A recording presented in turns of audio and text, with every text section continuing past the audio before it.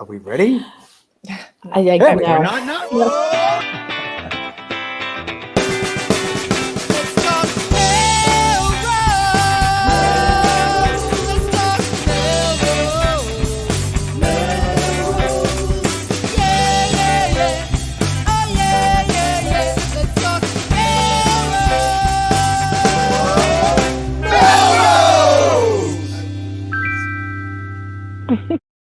Good evening, Melrosians the world over, and happy Halloween to those who celebrate. I'm Tom Catalini.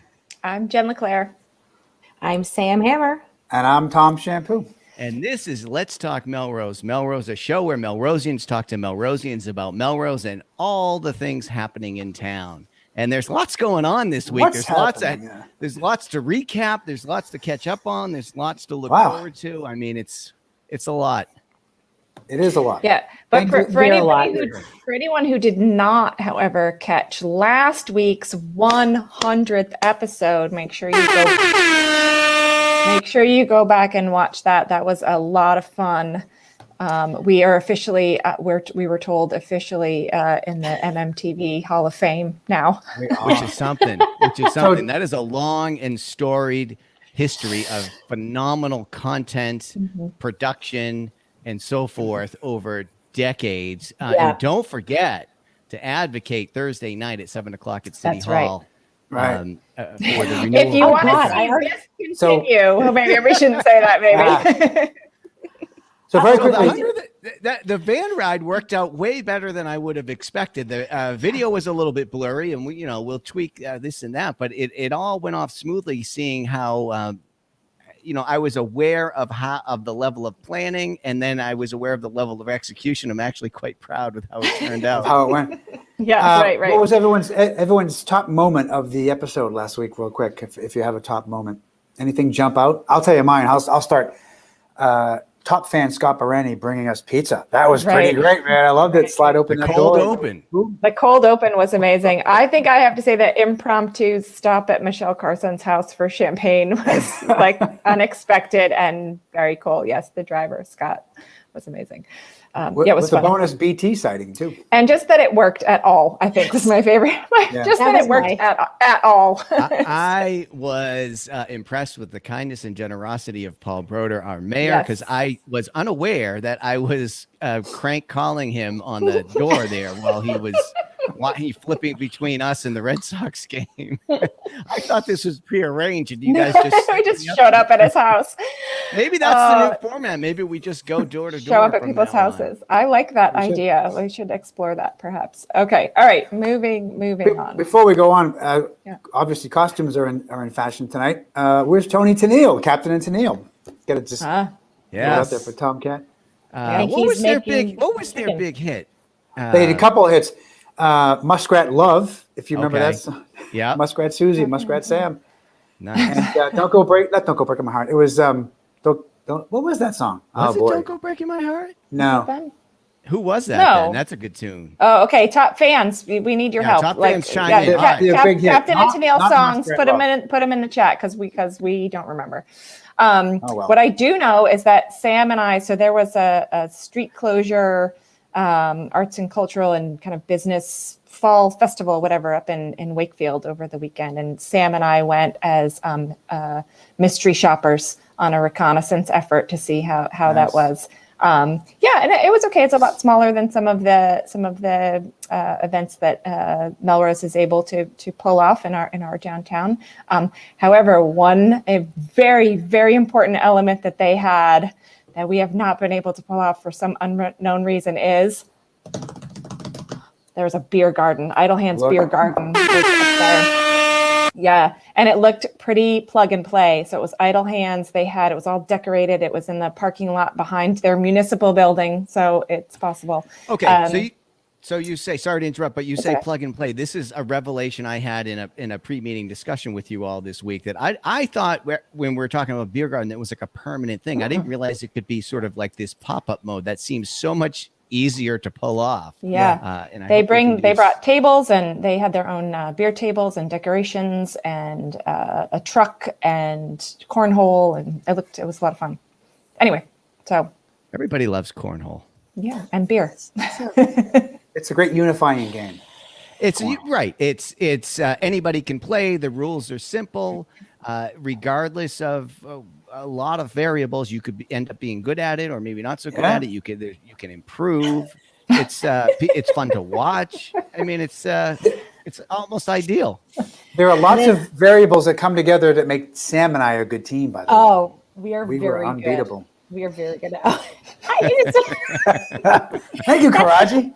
I think he has an issue with authority, which might be the problem. So yeah, speaking of both those things, so we are going to chat more about all the Halloween discussions that have been going on in Melrose. We'll talk about that at the end of the show, because after all, this is a show where Melrosians talk to other Melrosians about all the stuff that's happening in Melrose. And they've been talking about Halloween. They've been talking about Halloween. Halloween, So we promise we're going to get to that, but we're going to get to some other stuff soon, including we need the very quick weather rant from Tom Sham, the weather report from Tom Sham, because Weather it's crazy rant. I out would never there. rant about the weather. I love the weather. Yeah.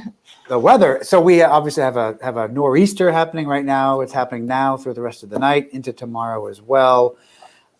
Be careful out there. It's very windy. It's very wet and rainy. Lots of potential flooding.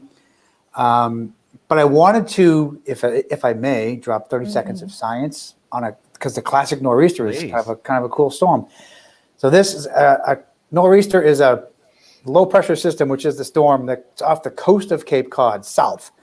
And so that's positioned in the ocean, and it turns counterclockwise is why the winds come from the northeast. That's why I call it a nor'easter. There we go. It's counterclockwise. And then the other aspect is that oftentimes, I don't think today, but oftentimes there's a high pressure system up in Canada that blocks it. So it kind of gets stuck there. And that's why it snows or rains for a long, long time. And it has a lot of energy, which is why there's a lot of rain and a lot of wind. So that's it. So we have a nor'easter happening. Here's Canadian the thing I block. learned from many years of watching the weather. Blocking high. When they say the wind, it's like a northeast wind, that means it's coming from the northeast, not going to the northeast. Right. It's all Many years coming I to was us. watching this. And It's I'm coming like, well, what from do the they mean? northeast to the southwest. Yes. Right. But you could call it a southwest wind, but No. you don't. No. That's Say just where not it's what they coming do. from. Yeah. This is a key. // From. / Right. Right. Right. It's that whole Greater thing. than. Yeah. Anyway, Why does it all start right. with the Cape, though? Why Because does- there's a high pressure system oftentimes up in Canada or northern U.S. So it's Canada. not the Cape Cod isn't holding it back. It's the No, it's Canadians. the Canadians. Canadian Okay, people. Those okay. Canadians are keeping us. Geez, they they're seem pushing like it back. friendly people, and I didn't realize they were causing us They're all blocking. this distress. Canadian block. Blocking us. They're blocking us. Okay. Hey, speaking Okay. of people causing controversy out there, we Yeah. haven't even got to Halloween yet. Mr. Cazella is Oh, my on goodness. Twitter, just wrangling up one of the most controversial issues, which I don't really understand. He sent out a poll on Twitter. He likes to do these poll things about when you turn your heating on.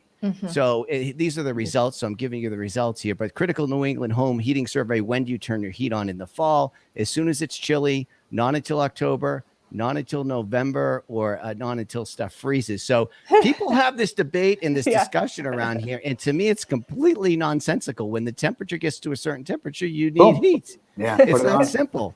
Yeah. Who are these people holding out? Oh, never and before November 1st. Never before Thanksgiving. But why? My grandmother, my grandmother. What's the holdout for? Like, is it? I don't I'm know. not cold enough yet? May she rest in peace. Yeah. But yeah, no, it was put your sweater on. It's getting chilly, but it doesn't warrant turning the heat on until it's actually more like wintertime. I don't really know. So I think, that was, that's residual depression era thinking though also. Maybe, yeah. Okay. There's a weird point of pride around the start date, right? If you come over to my house in the middle of winter, bring a sweater, bring a coat. Like I'm not. It's not a sauna in here, right? But that has nothing to do with the start date. I don't turn it on until this date, and then that's it.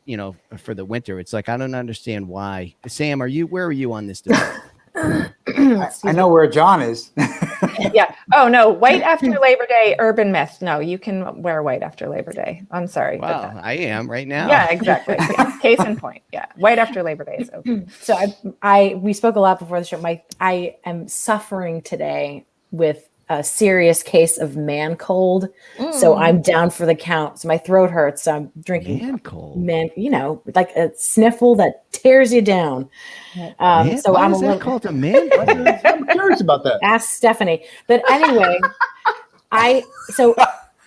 we have the luxury of air conditioning and heat is real, and the ability to turn it on or switch things, and I can do it from an app. I'm just going to do it. You're not a holdout. No. And plus we're more energy efficient this way. When you turn on the heat back in the day, you had turned it on. And then I it was just going was to say, on. exactly. I think that's part of it too. Mm-hmm. Now you can turn it on or off. Yeah, I agree that's probably part of it too. So it feels pretty chilly this week. But thanks for asking.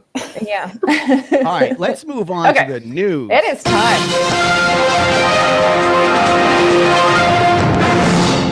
Sam's got a deep dive report on the bike lane project before we go any further.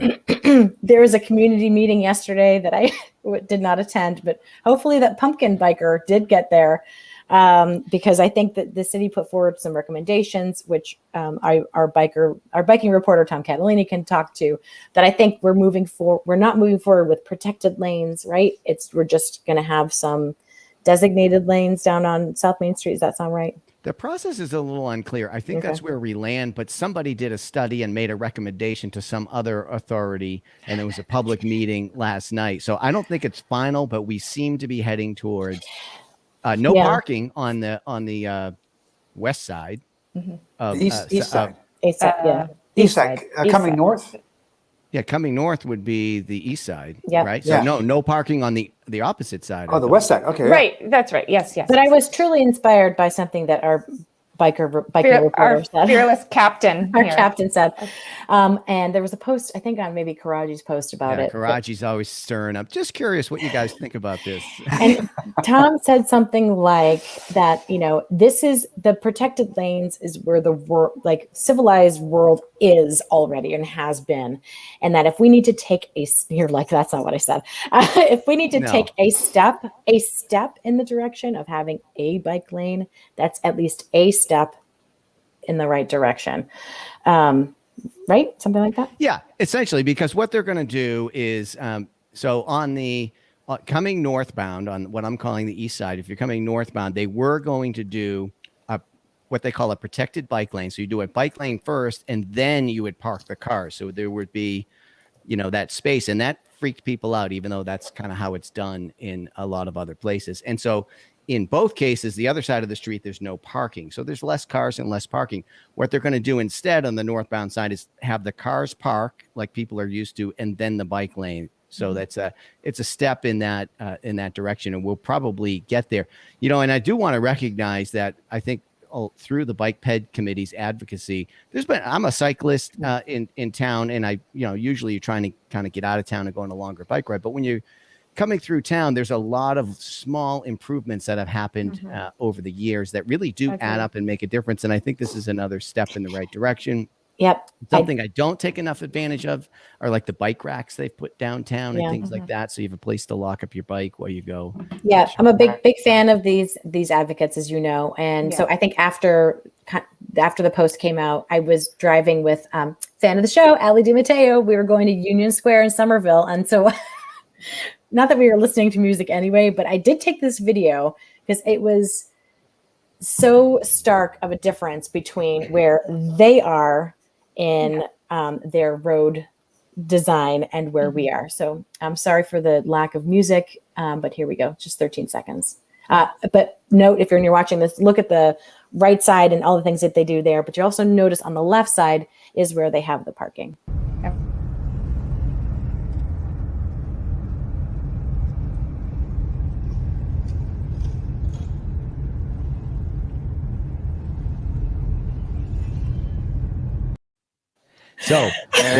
So that's interesting because they have the protected bike lane and then a sidewalk instead of parking, and there were some benches on there and trees. trees, it looks nice. Way to do it. Yeah. Although the benches, my only naysayer obligation is that the benches were facing the traffic, the cars, and not. But that's that we were talking about. That's that's not that wide of a road. So but they did make room for all this activity, and it is going into like a pretty active square in there, and that's what they've decided to do to dedicate for traffic and all sorts of traffic. And we'll get there. We'll get there. So Yeah. I should have tagged you in this post I saw on Twitter, Sam, where they showed a bunch of people using a busy bike lane in Brooklyn. And everybody's a nice day and everybody's enjoying it. A lot of sort of bike and pedestrian traffic out there. And they just said, oh, imagine 10 years ago, this was controversial. Right. Yeah. So they went through that at some point, and now that's kind of where they're at. And I think we'll get there. Yeah. Right. Agreed, Raji. They really do a great job. Yeah. Yeah. It is step by step. I think change comes in steps like that. So you have to say yes at some point, or else nothing changes at all, which is not and the just way we wanna continue to try to work to show people what's possible and what's happening in other communities, and that it's not scary and inconvenient, and that it works in other places. You know, we can all help them do that too. Agreed. Yeah, and then you know, and you get a chance to redesign these things. Like every 100 years or so, you replace that bridge that goes over the Linfells Parkway, and you get a chance to reimagine what the future could be with a new bridge. Oh, with a new bridge that looks like the old bridge, except for not rusty. That's how Rosie described it. I was like, look, they put the new bridge in. She goes, looks like the same old one, but it's not rusty. I was like, well, that's kind of an important element that it's not rusting out. So that's good enough for me. So coincidentally, Shane Egan had started this group called Old Time Photos of Melrose. And in that, he had posted recently a picture from 1913 of one car going underneath that same bridge in 1913, and it's literally the same bridge. So that thing had made it, I think, over 100 years. It was just replaced last weekend. Tom, you said it was all done? I heard. I haven't been over there, but the 3-day shutdown was so they could remove the old bridge and slide the new bridge in, I believe, right? So that's happened. Is that right? Yeah, I think most of it's happened, if not all of it. I don't even know how it ended, but I did go down there a few times. It was really wonderful to make a fabulous U-turn on the middle of Linfells with no traffic coming, just to park for soccer. But there were people that were just watching the demolition and construction going on. I even saw Jess Dugan's dad watching some of the construction during the Mave Walk. He's everywhere. Well, he was singing first during the Mave Walk, which was beautiful. Oh, wow. But then he stayed to like watch the bridge construct. It's a marvel of engineering. I can't even fathom how they did that, but it was pretty cool and hopefully done. So we need to forge ahead, because we have not even gotten to the controversial discussion du jour. So what's up? What do we have next? Oh, I thought you were going to segue, Jen. Yeah, you do it. So tomorrow, listen, tomorrow is your last. If you want to vote early, do it tomorrow, 9 a.m. to 4 p.m. Over at City Hall, and go do it. And if not, vote next week when it's voting day. Yeah. And you have exactly one choice to make that might influence an outcome. Right. It's a little underwhelming this year. Process. It's still important. It is the process. Exactly. The process is still there. Go vote. Yay. Good. There we go. All right. So my guess is that Jason Merrill might be happy to have the Halloween cover. Yes. Pushing out of the news the new mascot and team nickname name that he started some time ago and sent out the survey this week. So they sent out a survey around town.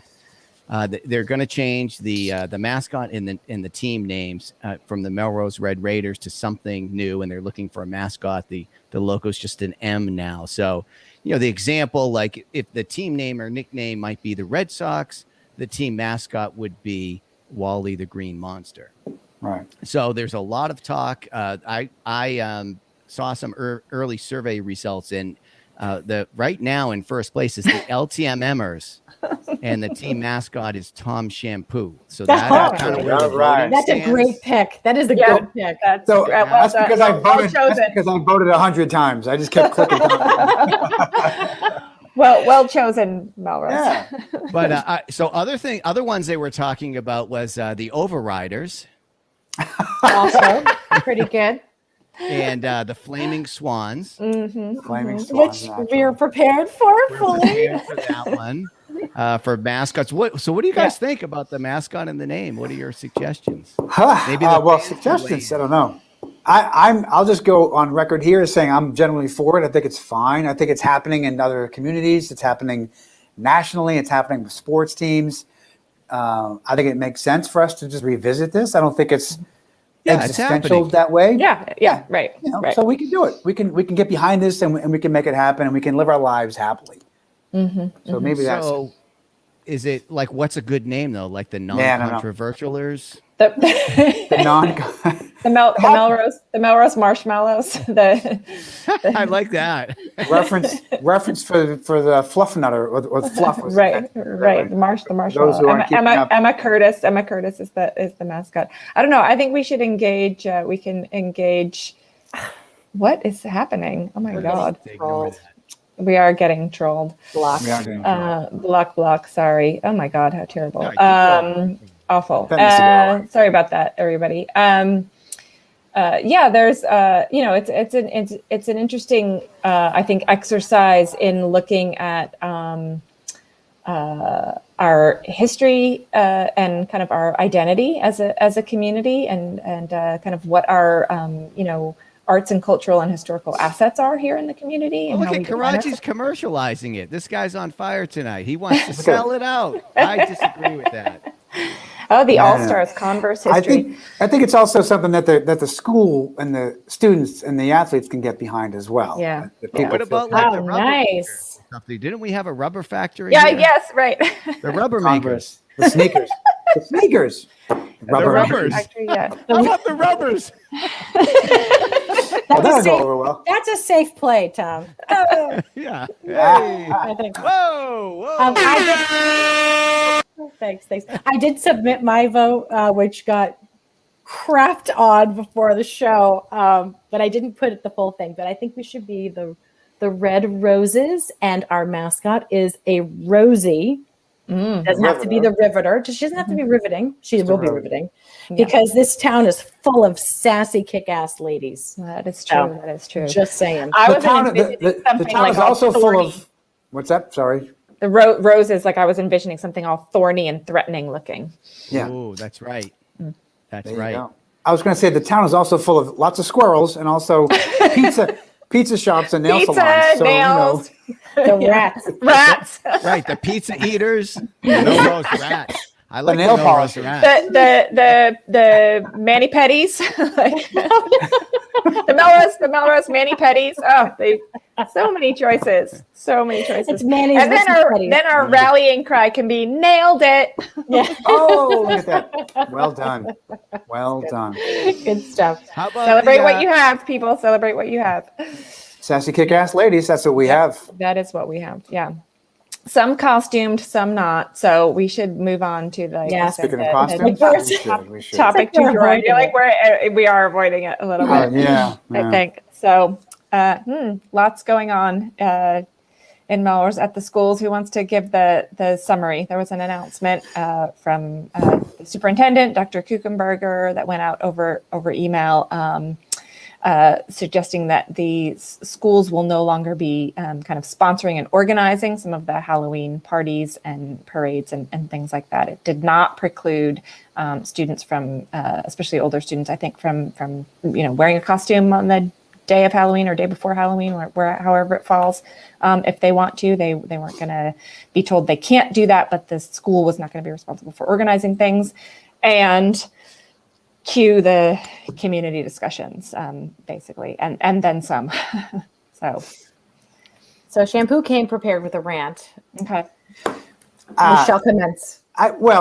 So I wanted to start first because I feel like there's a lot of discussion. The part that I was stuck on was this idea that it was done in part for the community spirit of equity. And I wanted to start by talking about this idea of what equity really even is. And equality and equity are different things. And so the description of equality is that everybody gets the same thing. The description of equity is that everyone gets what they need to achieve what they need to achieve. So it can be different things. And I feel like removing something doesn't at all connect in my mind to this notion of equity. like you're taking something away. So I feel like putting this up along this idea that it's done because of an equity effort felt completely imbalanced to me. I don't know why you remove things to make someone feel that they're more that things are more equitable. And the other part that I wanted to rant about was that there's no consideration for how many people wanted to keep it. So in other words, if you're doing it for a minority, that means the majority no longer feel they're a part of that process, right? They've lost something that they wanted to do. In this case, the kids have a parade. And so I feel like the whole thing was done without any input. We don't know how many people wanted this to happen. We don't know how many people advocated for this to be ended, but it was ended. And I feel as a parent who had kids go through the schools, I feel like not allowing for that conversation to happen was not proper. It didn't allow for other viewpoints to say, well, my kids love creating costumes. Why would they be punished? So anyway, I'll stop there. So Karaji did send an update that the school committee tonight was critical of the superintendent's decision on how she went about this. So there's the how she went about it and then the decision itself, which we should make sure is separate in our conversation. Agree. So the idea also was about, Tom, you're referring to equality versus equity. This in the superintendent's message, she talked a lot about inclusion, and so I understand that too. And I think one of the challenges is that there's obviously a lot of opinions floating around. There's bits of truth in everyone's feelings. Like I love Halloween; it's my favorite. I love it. But I don't feel any sort of attachment towards like the school's responsibility to providing me or my family or my children that experience. To me, Halloween was always very much a neighborhood and community experience. It happened at night, you were trick-or-treating, and the whole neighborhood gets to enjoy it. Like the older folks love giving treats out to the kids. The kids come around the neighborhood. You get to see the kids that you recognize, and you wonder what everyone is wearing and dressed up as. And the kids get like run of the streets. And I think we've moved away from that a lot and started outsourcing the responsibility of Halloween experiences to our schools and our downtown. I also, this is another unpopular opinion, but I don't love the downtown trick-or-treating. I don't understand that. So Halloween is done, swarms of kids downtown, and then it's over and done with. And I know that our neighborhood has felt the implications of that. There are far fewer kids that participate in the evening trick-or-treating in the neighborhoods. And I think that that's a real loss because, like I said, the folks whose kids have aged out, they still really enjoy seeing the neighborhood kids growing up and giving them candy and participating and seeing their costumes and stuff. And everyone is wondering, like, where's all the kids now? Like, so that's my rant. You can tie that to the Main Street trick-or-treating. I think the kids I think the parents go like, that's it. We're doing trick-or-treating down there. Candy it's done. Yeah, you get a ton of candy. It goes through cycles of what the kids' ages are and all of that. I think that's hard to draw a line. Although, and I see what you're saying. And I think there's a bit of commercialization probably to the downtown effort, trying to get parents to come visit all the businesses, but that's kind of what we want them to do, to engage with the community. So you kind of can't have it both ways. And I agree with what you're saying about the schools shouldn't be responsible for this, but they have to do community building as well. And this has been an easy and obvious way it's been done in the past. And I think we should also point out that costumes and a lot of this stuff has been phased out in pieces over a long period of time. So this isn't like a sudden major shift. I think this is maybe the final nail in the coffin if we're going to use a Halloween analogy around just kind of shutting that down. I did think it was interesting that inclusion was sort of the reasoning. And I talked to some folks about this, and including former students of the system.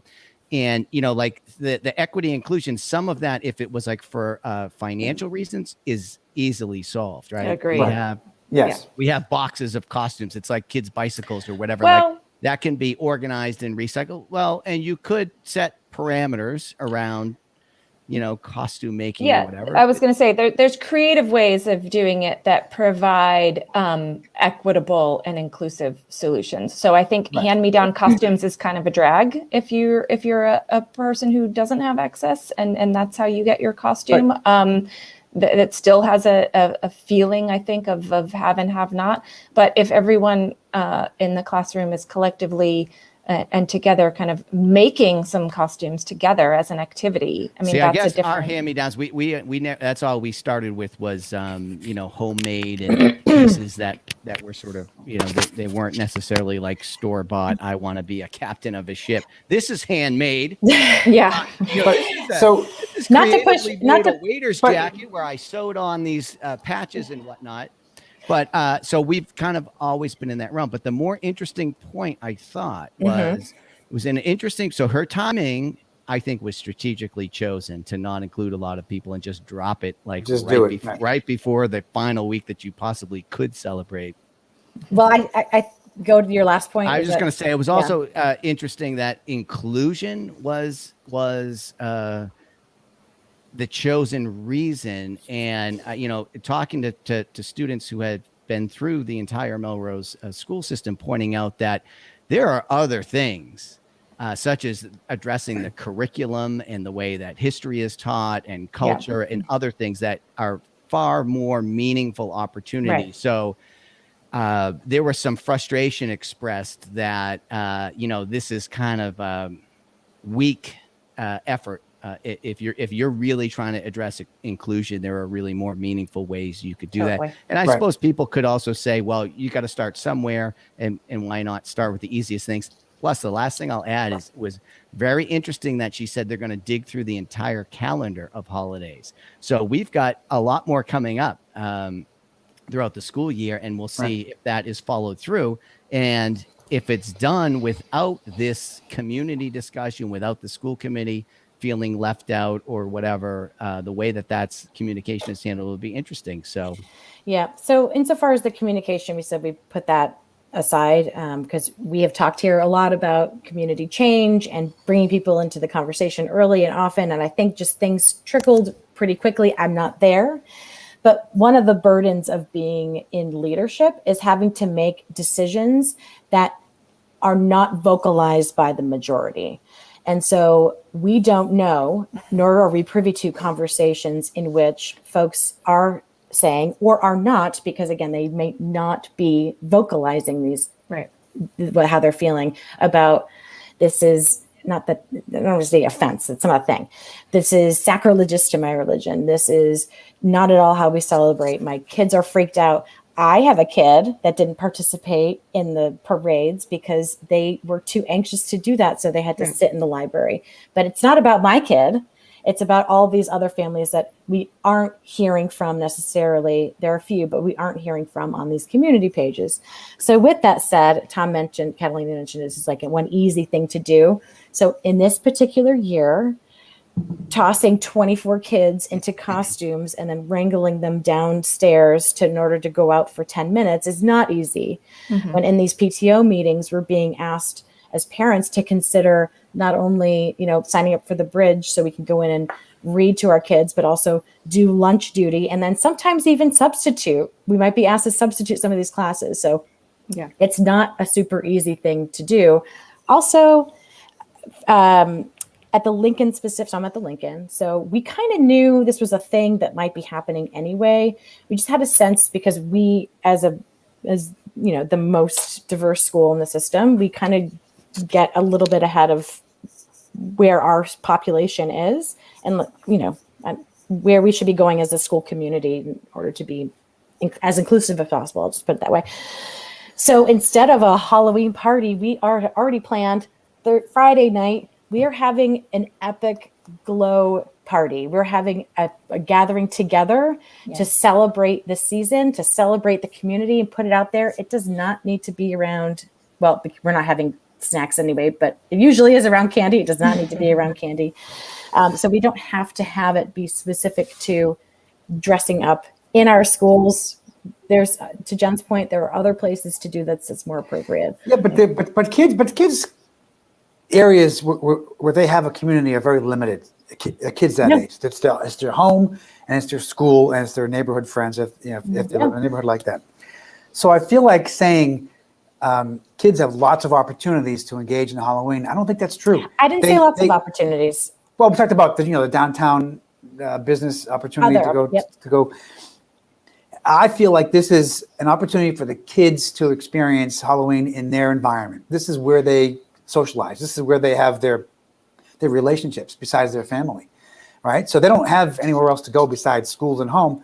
And I feel like taking that away, removing this from the experience that kids get to have means that some kids are losing out. And I feel like making a decision so some people are happy means by nature other kids are not going to be happy. They're going to be sad. And I don't know who decides that, and then who's right and who's wrong. Suddenly you've got camps of people on two sides. As we've talked about, Shampoo, with change comes loss, right? And so you say remove, that we're taking this away. I don't see it that way. I see it as we're evolving. But the kids see it that way, don't they? I don't know that that's a real perspective. Right. I think kids understand it this year more than the parents generally. I think some do and some don't. So I would disagree with you, Tom, on the Halloween. I guess to me, maybe it's our own lived experience. Halloween to me is a neighborhood thing, like Jen said. So well, it was from that's it. So not having the opportunity to go downtown or the school, if Halloween is getting dressed up and going around my neighborhood, fine. Maybe some friends are having a costume party. That's totally great. Enough. So if that was the message, then I would say that's fine. If the message was Halloween doesn't belong in schools because it's just too much work and it's not, but that wasn't the message. The message was it's a different message, and so I'm reacting to the message that's being sent. And again, my reaction is that it's creating camps of people who are going to either get something or lose something, and folks who didn't want that and have no power and lose it, right? So there's how many kids like Halloween and now can't have it. Okay, so think ahead. So Tom, think ahead though. So I think we're talking a lot about the activities that happen in the elementary schools. All that stuff stops when you get to middle school and high school. And when you get to middle school and high school, at least when I was a kid, well, that was 1,000 years ago, but there were no organized activities anymore. But if you wanted to wear a costume to high school at Halloween, you could, and you still can here. So the kids can still wear costumes, and it was like, you want to dress up, you dress up. Like you can have fun and you can do Halloween, but there was if you'd walk through the halls, you'd see some kids were dressed up and some weren't, and you'd notice the costumes, but it wasn't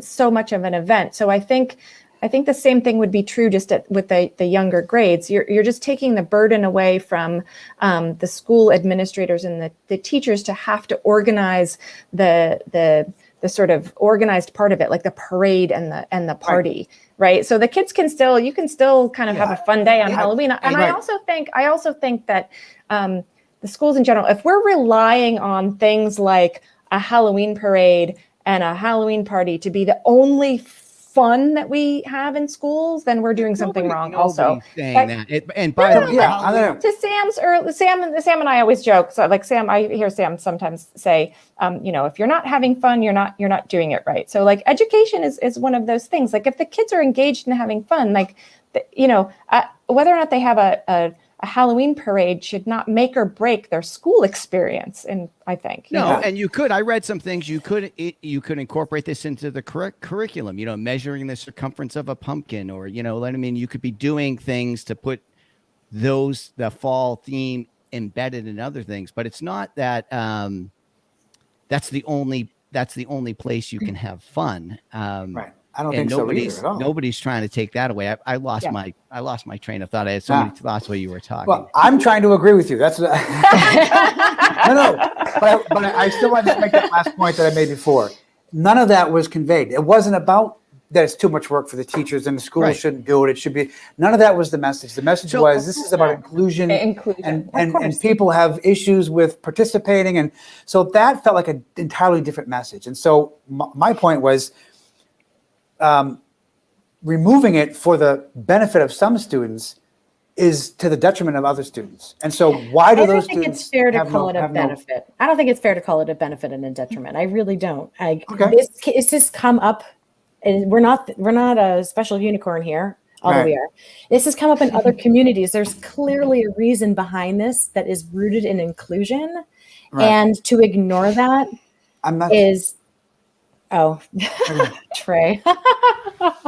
No, Only we half. shared. Yeah, we share our candy around here. And so it's not. It came from somewhere. It didn't come from nowhere. And I Right. think we're, as a community, we're one community open to all. And if somebody is telling me that there is an issue with this thing that is rooted in like exclusionary practices, or something is not happening, Right. I hear that right away. I might not experience it, I might not feel it, but I hear it. And that's enough for me to move forward and evolving whatever it is to make sure that we are still going to have fun.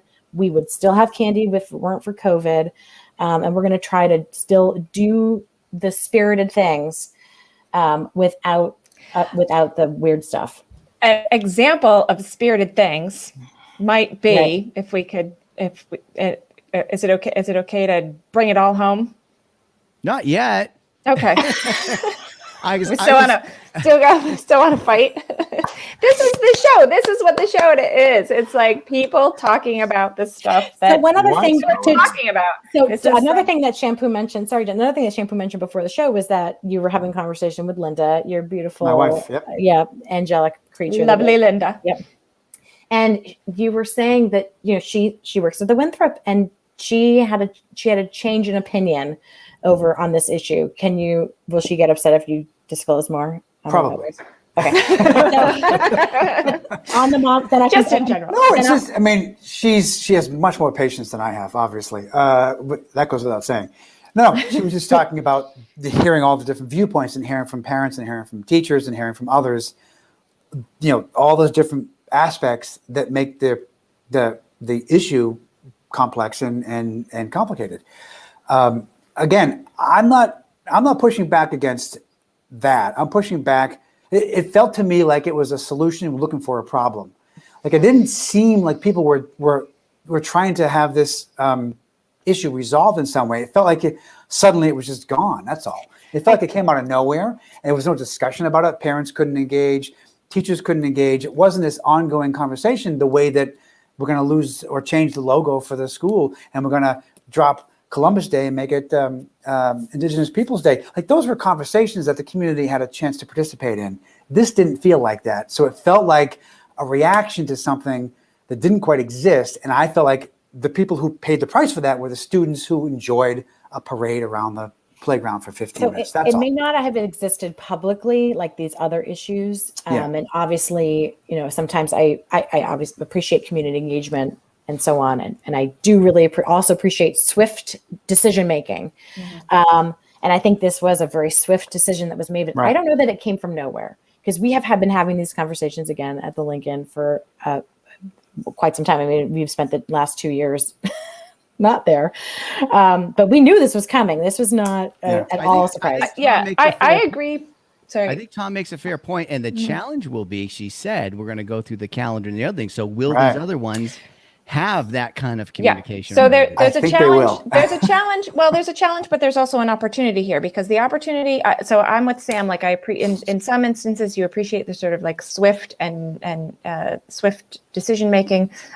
There maybe was a missed opportunity here to engage the community in creative ideas about what we could do differently in replacements. Like that's fun thinking, right? That's fun brainstorming, to think about different activities and different things that we could do as a community. We spend a lot of time thinking about that kind of stuff. And so going forward, there's opportunities there for community discussion. Okay, we're not going to do Halloween parade. What could we do instead? That's a fun conversation to have and a nice way to engage people. And there's certainly like plenty of creative opportunities there. And who I'd like to engage is like a 3rd or 4th grade student to see what they have to say about all this, because I bet it's not that big of a deal to them. Right. I think the parade is for the parents, not for the students. The parents who can be there during the school day. Right. Right. Also not for everyone. Just for Tom the- brings up a good point. How tied in are the kids, and would there be any resentment to the, to the minority kids if they're thought to have caused taking away something away? I think what they look forward to is some sort of, event and festivity, some break in Free the day. candy. It's that and simple. So, right. Some break in the routine. It's really, for the kids, it's probably more about like a break in the routine than anything else. And there's wonderfully creative ways to do that. Right. And full disclosure, my kids are in college. My kids are out of school totally, but they loved the parade at Lincoln when they went, and they had a good time. And mine did too. I think if they were told the next year you can't do it now this year, they would feel bummed out. I don't think that's been a thing for a while. The last time the parade, I think that some of this has been phased out we already. had they were already and prior to that or since then, there also been, like you said, anybody can wear a costume. You also have to have some parameters. Like you can't have kids bringing in plastic guns. Right. and- That's of course. Knives I think the issue of the scary costumes was legit. One of my kids really didn't like any of the costumes with a mask. We could never go, meet the Easter Bunny or any of that stuff. You know what I mean? I was like, oh, you think this is a treat? Again, that's like for me as a parent, it's like, I want a photo of you. All right, we're gonna give out your address, Trey. Yeah, That's come. He lives in the best neighborhood in Melrose. That's how we roll. Maybe that's why we don't have trick or treaters, Trey. I want to figure out who. I can't. My mouse isn't working. Here's the quote to end the show on. I know. I don't even know what that means. I don't know, but it's good. But you cannot step into the same river twice, for other waters are continually flowing on. This is true. I think that's a good now I place to understand leave it. it. It is true. Wow, it's no true. kidding. It's true. Wait, no. We have one more very, very quick thing. Although the weather is not cooperating with us this year. So one creative way that's inclusive and that where everyone can celebrate Halloween or fall or whatever you celebrate during this time of year is Wicked Melrose Rise of the Pumpkin People. Yay. Whatever that is. Whatever that is. Yeah. Whatever that thing is.